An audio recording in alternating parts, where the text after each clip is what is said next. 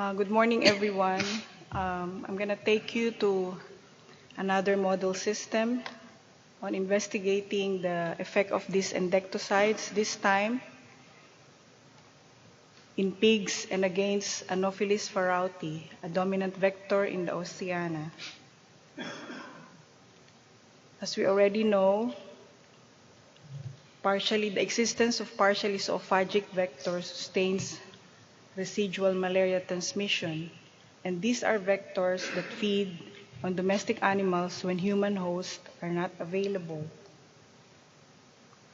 So most studies used ivermectin as insecticide zooprophylaxis in cattle targeting African vectors such as Anopheles gambiae and Anopheles arabiensis. Endectocides are also applicable to other domestic animals such as dogs, pigs, and chickens, as they are also alternative blood sources for malaria vectors. In a different setting like Papua New Guinea, pigs and dogs are alternative key blood sources. And in Solomon Islands, it has been earlier documented that Anopheles farauti, or the dominant vector, would feed more on pigs above humans and dogs. So this study is the first study conducted in pigs comparing ivermectin and moxidectin against the Oceania vector Anopheles farauti.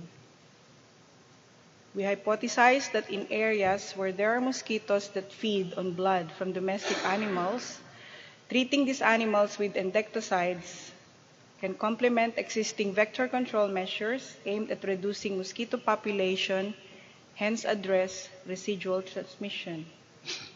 So the objective is to investigate the efficacy of these macrocyclic lactones against a partially zoophagic malaria vector, Anopheles farauti. So we conducted the study in two phases. Phase 1 is where we allowed Anopheles farauti to feed on human blood seeded with serially dilutions of these drugs. So we put 20 mosquitoes per cup in triplicates, and we also allowed Anopheles farauti to feed on human blood without the drugs.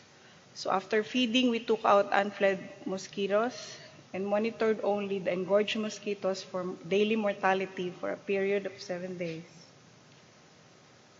Our phase 2 consisted of treating pigs with ivermectin and moxidectin at 600 micrograms per kilogram body weight. So we randomized them to treatment and control. We monitored blood and skin levels periodically by drawing blood and skin biopsies from day 0 or pre-treatment, 6 hours after treatment, days 1, 3, 5, 7, and weekly thereafter for 7 weeks post-treatment. At each sampling point, we performed direct mosquito feeds where we allowed our Anopheles farauti to feed on the underbelly of sedated pigs from day 1 post-treatment and weekly thereafter.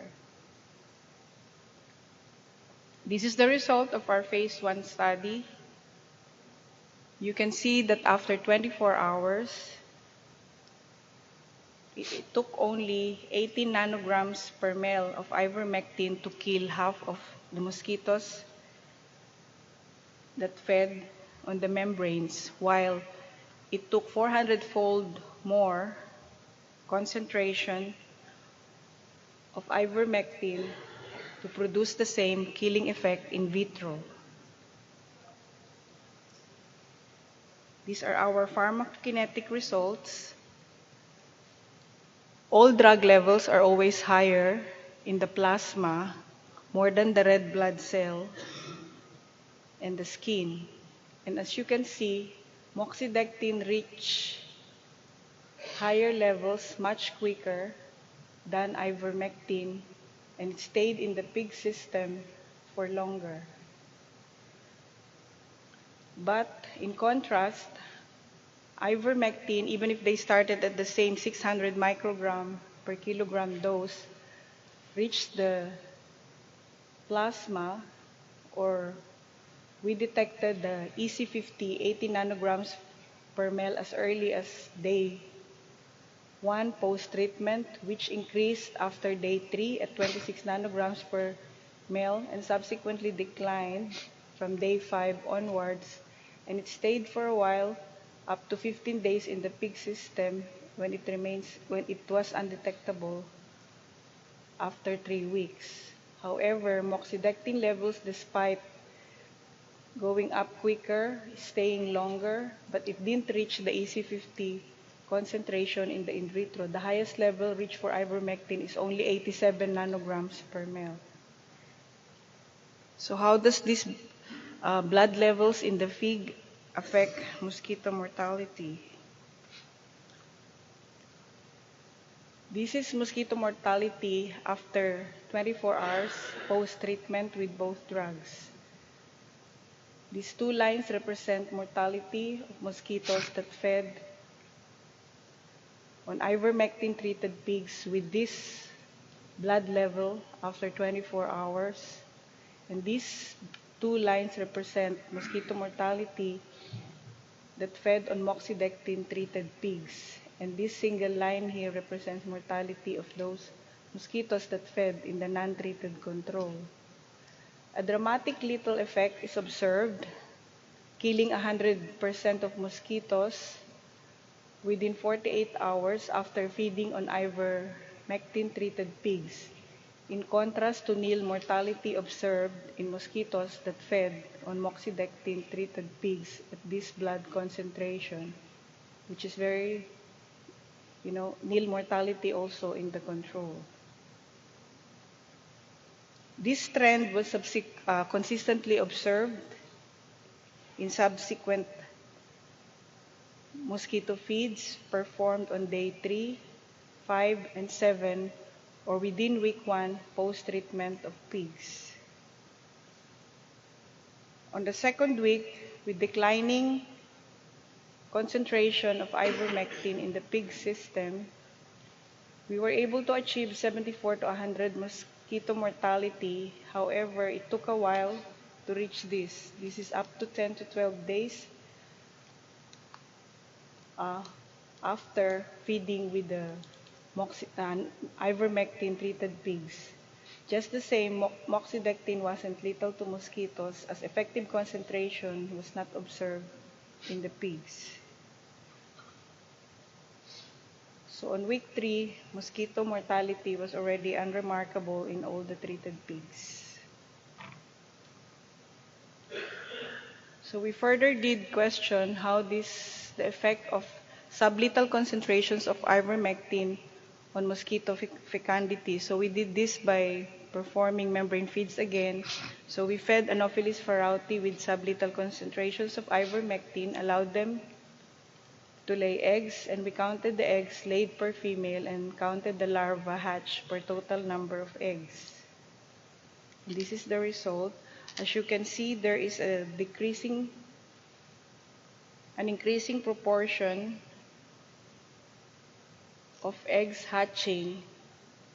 There is a decreasing proportion of eggs hatching as the concentration of ivermectin increases. Specifically, this 5 nanograms per ml, which causes half of the prevention of egg hatching in the population of the mosquitoes that fed on the sublethal concentration.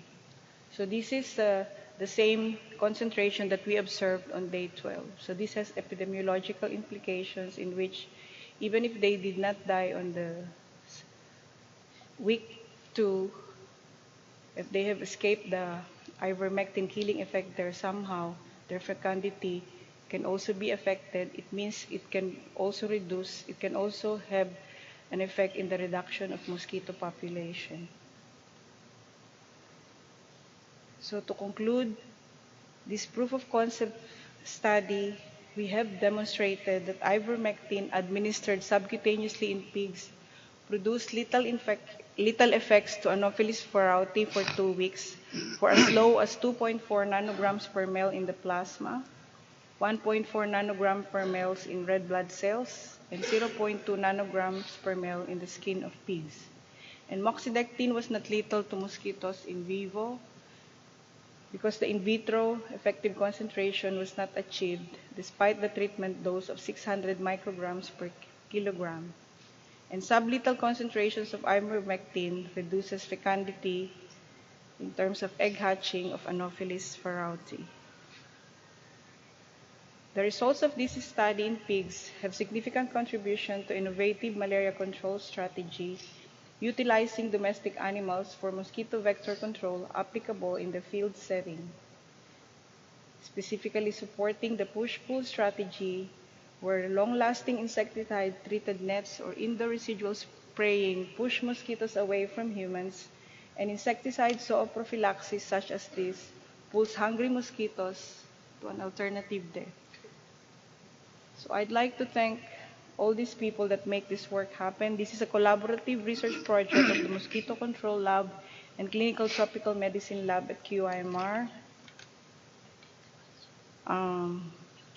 And our pigs are being cared for by the Queensland Animal Science Facility at UQ, and we are working with the able professor, veterinarian at the UQ Vet School, and our pharmacokinetic analysis has been performed by RBH Pathology. And our funding comes from the National Health and Medical Research Council of Australia. Thank you, and I'm happy to take questions.